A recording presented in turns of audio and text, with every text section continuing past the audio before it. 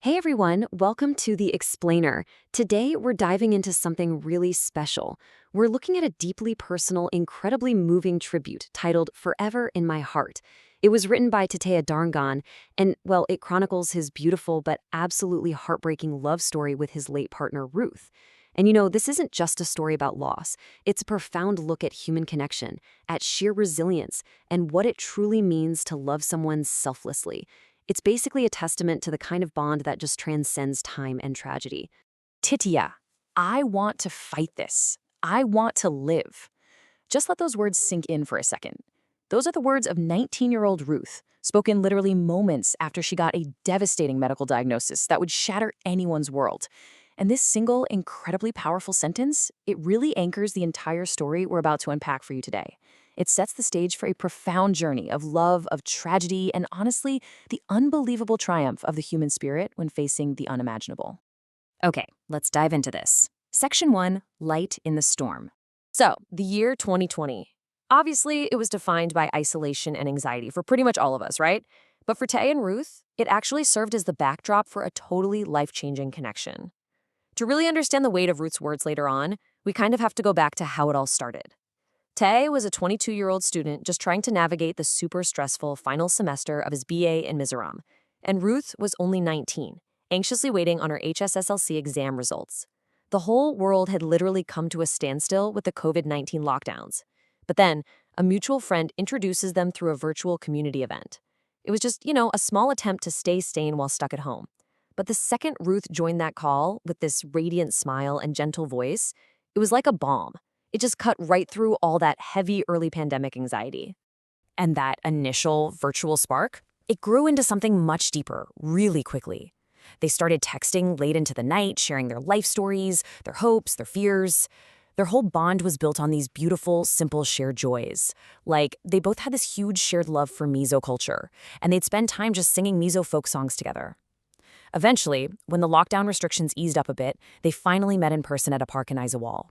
Tetea actually recalls looking into her warm eyes and just feeling like he was home. That gentle connection officially blossomed into a real romance, full of laughter over his terrible attempts to cook her favorite momos, and this unspoken promise to face whatever the world threw at them side by side. Now, what's really interesting about this slide is how they contrasted their youthful dreams against the heavy anxieties of the outside world. Despite the harsh realities of 2020, we're talking constant pandemic stress, Tata's crazy final semester, and the real financial pressures they were both dealing with from part-time jobs and family responsibilities. They built this incredible refuge of pure optimistic hope. Ruth wanted to be a teacher to inspire young minds, while Tata dreamed of a career that would let them travel the world. They'd talk excitedly about having a simple Mizo wedding surrounded by family, friends, and tons of music. And these dreams acted as a massive anchor. Ruth's unwavering positivity totally convinced Tata that no obstacle was too big, as long as they faced it together. Section 2, a heartbreaking diagnosis. 19. Ruth was only 19 years old. That beautiful, safe harbor they had built together was suddenly met with a storm they couldn't possibly have prepared for. She'd been feeling unwell for weeks, dealing with this deep fatigue and pain that, honestly, they initially just brushed off as stress or maybe a bug. But the symptoms stubbornly persisted, so they finally went to the doctor. And after a whole series of tests, the diagnosis dropped like an absolute bombshell: stage 3 cancer. At just 19, with her entire life mapped out ahead of her, she was suddenly facing this unimaginable, terrifying battle. The treatment plan the doctors laid out was, frankly, grueling. We're talking intensive chemotherapy, radiation, the whole 9 yards, plus the possibility of surgery. But instead of breaking down, Ruth totally embraced the title of warrior princess. And man, that perfectly captures her fierce resilience. She wanted to survive, not just for herself, but for that future she and Tetea had planned. The chemo obviously took a massive physical toll. It stripped her of her energy and her hair. Yet her spirit, completely untouched. She would actually joke about her bald head just to lighten the mood. She kept laughter echoing in that hospital room, even on the days when Tetea was literally struggling to hold back his own tears. Section 3, the battle and goodbye. As they moved into the darkest period of their journey, we really see the absolute peak of human strength. And it's a strength forged entirely in the crucible of hardship and selfless devotion. Because this brutal battle wasn't fought alone. Their community rallied around them instantly. Friends organized fundraisers to help with the crazy mounting medical bills. Ruth's former classmates and teachers sent her these beautiful, heartfelt letters and drawings that she kept right by her bedside. And right at the center of it all was Tetea. He stepped up as her primary caregiver. He stayed by her side through every single hospital visit. He cooked specific meals, trying to tempt her fading appetite, and he read her favorite stories aloud when she was just too weak to hold a book. They'd spend quiet evenings just singing hymns together. It was literally a daily masterclass in what enduring love actually looks like in action. Looking at this timeline, the heartbreaking brevity of their time together just hits you. A gentle, hopeful connection begins in 2020.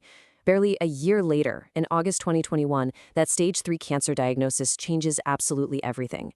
They fought so fiercely for over a year, but by late 2022, the cancer had spread. Treatments stopped working, and they had to make the devastating transition to palliative care. And then, on December 2nd, 2022, Ruth passed away peacefully, holding Tetea's hand. She was just 21 years old.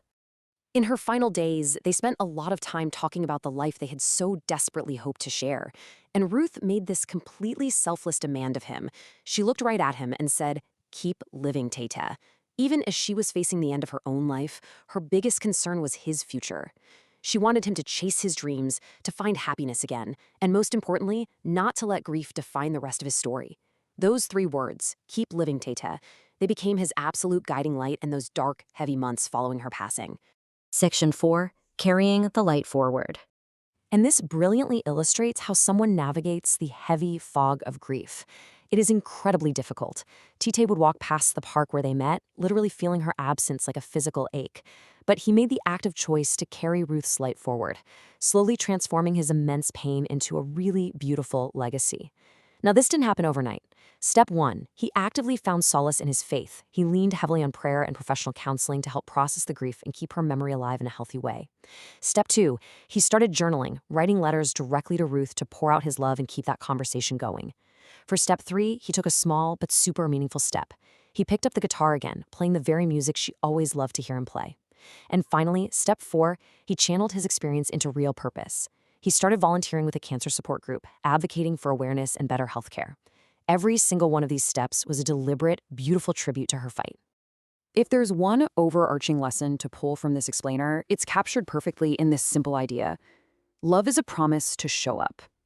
Ruth's life was undeniably brief, but man, it was a total masterclass in courage, in grace, and in kindness.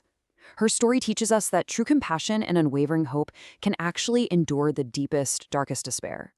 It's a stark reminder that because life is so fragile, so brief, we have an absolute obligation to make every single precious moment count.